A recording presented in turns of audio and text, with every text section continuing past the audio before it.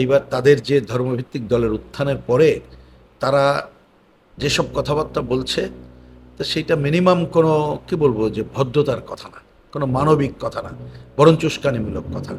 এবং আমরা জানি তারা কাঁটাতারের বেড়া দেবে এই ঘোষণা তারা দিয়েছে এবং তারা জমি বরাদ্দ দিচ্ছে।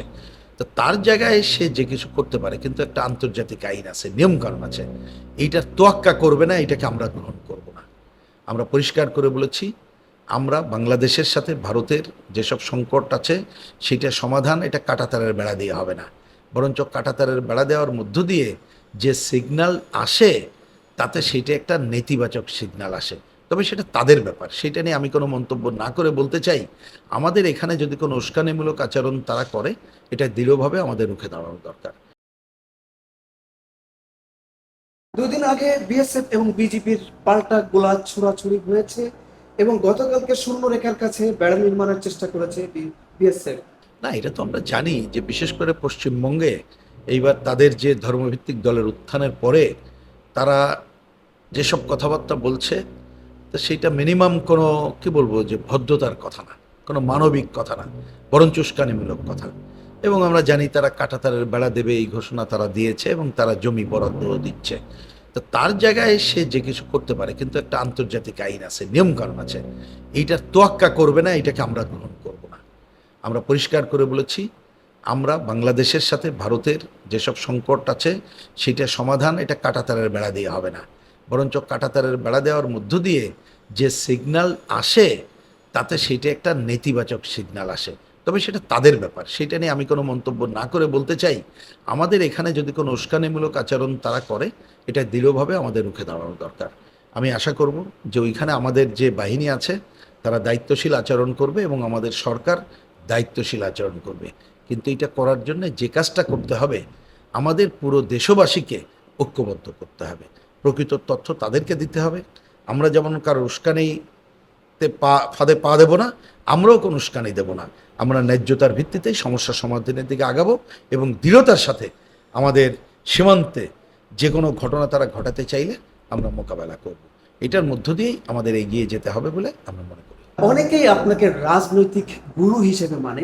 তো আমরা চেঞ্জ টিভির দর্শকদের জন্য আপনার কাছ থেকে জানতে চাইবো যে আপনার রাজনৈতিক জীবনের একটি স্মরণীয় ঘটনা যেটি আপনাকে খুব আনন্দ দেয়, আর একটি খারাপ লাগা যেটি আপনাকে ব্যথা দেয়। না, প্রথমে একটু আপনাকে বলে নিই, আমি দুইটা শব্দের সাথে একমত হচ্ছি না। একটা হচ্ছে ত্যাগী, এটা মনে করি না, কারণ ত্যাগ ভিন্ন ব্যাপার। আমরা একটা আদর্শ গ্রহণ করেছি ছাত্র জীবন থেকে এবং সেই পথে অগ্রসর হওয়ার চেষ্টা করছি। লক্ষ্য জনগণ, কর্তৃক করতে পারলাম কি পারলাম না এটা জনগণ সিদ্ধান্ত নেবে, এই একটা কথা। দুই নম্বর, গুরু বাদে বিশ্বাস করি না। হ্যাঁ, অনেকে যেহেতু বয়স হয়েছে বা ছাত্র আন্দোলনের দায়িত্বে ছিলাম, কমিউনিস্ট পার্টির দায়িত্বে ছিলাম, এখনও দায়িত্ব পালন করছি, অনেকে আমাদের কথা শুনতে পারে, অনুসরণ করতে পারে, যাচাই বাছাই করে। এটাই তাই, এটা আগে এটা আমি ফয়সালা করে নিলাম যে ত্যাগ এবং গুরুবাদের সাথে একমত না, কিন্তু আমরা যৌথতায় বিশ্বাস করি। এবং প্রসঙ্গক্রমে বলি, দেখেন যখন রাজনীতি করতে আসছি আমাদের অনেক সিনিয়র নেতারা এটা শেখাতেন যে নেতা হচ্ছ, সামনে থাকো, পেছনে লোকজন কি আর থাকবে, তা চুপ করে থাকতাম, কারণ সিনিয়র নেতাদের কথার নিশ্চয়ই কোনো একটা মাজেদা আছে। তো উনি তখন শেখাতেন, শোনো, সামনে থাকো, পেছনে কেউ আছে ওইটা ভাবার চেষ্টা করো না, সবাই কাঁধে কাঁধ মিলিয়ে এগিয়ে যাবা। তা রাজনীতিতে ওই শিক্ষা নিয়ে আগাই যে সবাই একসাথে আগাইতে হবে, এটাই হচ্ছে আমাদের মূল রাজনীতি শিক্ষা। এই কাজটাই মানে আমরা করতে চাই।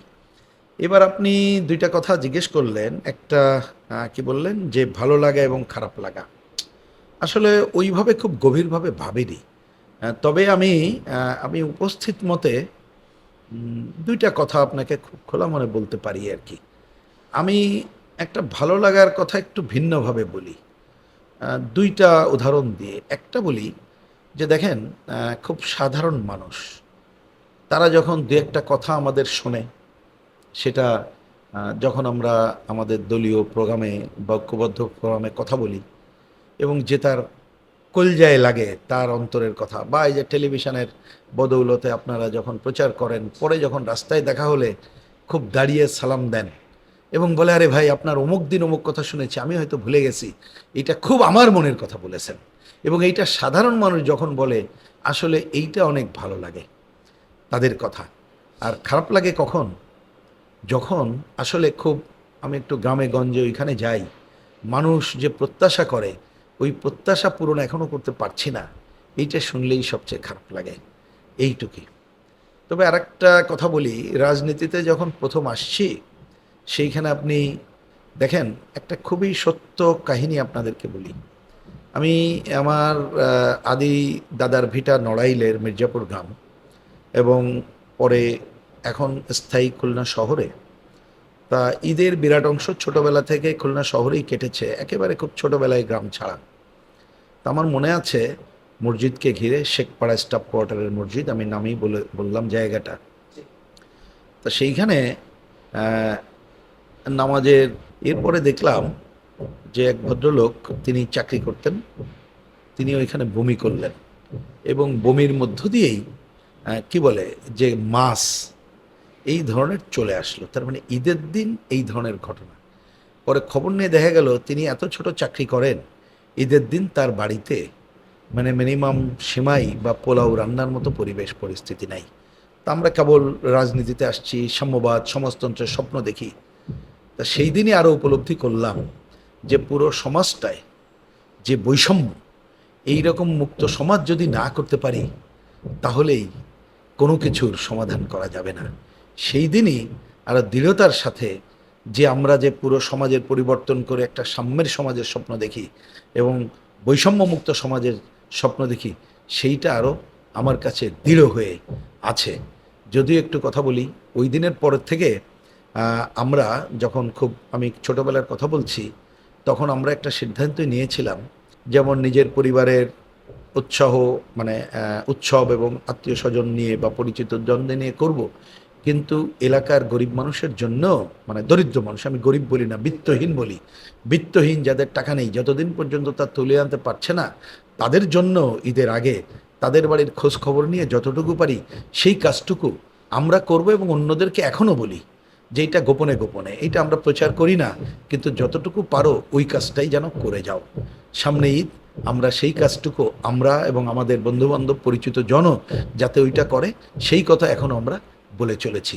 কিন্তু আমি খুশি হব এই কথাটি যেদিন বলতে হবে না, তার মানে সবাই সমাজে নিজেই একটা ঈদ উৎসব করার সামর্থ্য অর্জন করবে।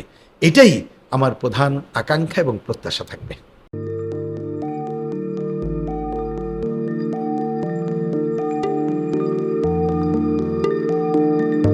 পহেলা জানুয়ারি 2026 ইউটিউব জার্নালিজমের অগ্রদূত changeTV.press সংগ্রাম মুখর 7 বছর পেরিয়ে পা রাখলো গৌরবান্বিত 8 বছরে। এই আনন্দ প্রহরে সবাইকে নিরন্তর শুভেচ্ছা। আমি নিজেকে ধন্যবাদ মনে করি, আমি সৌভাগ্যবান। চেঞ্জ টিভির পক্ষ থেকে আমার সাক্ষাৎকার নেওয়ার জন্য তারা আসছেন, এবং চেঞ্জ টিভি দীর্ঘ 8 বছর ধরে এই কাজগুলি করছে। আমি তারা অনেক ভালো কাজ করেছেন, দেশের মানুষের সুখ দুঃখের কথা প্রত্যক্ষ তুলে ধরছেন। আমার আশা থাকবে চেঞ্জ টিভি সামনের দিকে উত্তরোত্তর আরও সমৃদ্ধ হবে। একটাই শুধু আমাদেরকে উপদেশ দিতে চায় তাদের কাছে, সেটা হচ্ছে সত্য কথাটা মানুষের সামনে তুলে ধরা, মানুষের ভিতরে কি চায় তাদেরটা তুলে ধরা, মানুষের প্রত্যাশা তুলে ধরা, এবং মানুষের মধ্যে এই যে দেশাত্মবোধটা এবং সত্যবাদীটা, এটা জাগরণ করে চেঞ্জ টিভির সামনের দিকে এগিয়ে যাবে। এবং যারা দেশের কথা চিন্তা করে এবং দলমত নির্বিশেষে যে লোকগুলো আছে, তারা দেশের কথা চিন্তা করে, দেশের উন্নয়নের কথা চিন্তা করে, কোনো পক্ষপাতিত্ব করে না, তাদের বক্তব্য দেশের মানুষের তুলে ধরা, এই কাজগুলি সামনে এগিয়ে নিয়ে যাবে, এটা আমার প্রত্যাশা। অনেক ধন্যবাদ আপনাদেরকে, দেশবাসীকে, দেশবাসী পক্ষে সবাইকে আমি ধন্যবাদ জানাচ্ছি। changeTV.press এক ফোঁটা হলুদ নেই। আমরা শুধু আপনাদের কাছে একটাই আবেদন করব, মিথ্যার পিছনে দৌড়বেন না, সত্যকে ধারণ করেন, সত্যকে জনগণের কাছে তুলে ধরেন। সেটা যতই কঠিন হোক না কেন, পিছপা হবেন না, ভয়ের কোনো কারণ নাই। আল্লাহর সাথে থাকেন, আল্লাহ আপনাকে সাহায্য করবে। কোনো মানুষের কাছ থেকে কোনো সাহায্য কামনা করবেন না। ধন্যবাদ। changeTV.press এক ফোঁটা হলুদ নেই। হ্যাঁ, চেঞ্জ টিভি আমি বিশেষ কারণে দেখি সুযোগ পেলে, বিশেষ করে তোমার অনুষ্ঠানটা যখন হয় আগে পরে আমি দেখে থাকি, ভালো লাগে, উপস্থাপনা ভালো, মোটামুটি সব কিছু ভালো। আমি তাদের শুভকামনা করি, এবং চেঞ্জ টিভি আমি আশা করি সবসময় নিরপেক্ষ, যেহেতু এই চেঞ্জ টিভিটা সংবাদ প্রচারের একটা মাধ্যম, সুতরাং সঠিক সংবাদটাই চেঞ্জ টিভি প্রচার করবে, এটাই আমার কামনা থাকবে তাদের কাছে, সেই সঙ্গে আমার শুভেচ্ছা থাকবে। changeTV.press, এক ফোঁটা হলুদও নেই।